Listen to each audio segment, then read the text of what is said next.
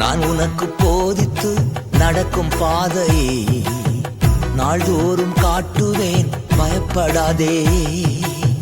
நான் உனக்கு போதித்து நடக்கும் பாதையை நாள்தோறும் காட்டுவேன், பயப்படாதே. உன்மேல் என் கண் வைத்து ஆலோசனை சொல்லுவே. உன்மேல் என் கண் வைத்து ஆலோசனை சொல்லுவே. அறிவுரை நான் கூறுவே, உனக்கு அறிவுரை நான் கூறுவே.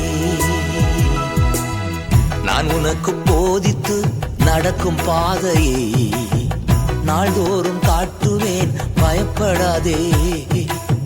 நான் உனக்கு போதித்து நடக்கும் பாதையை நாள்தோறும் காட்டுவேன், காத்திரு மகனே.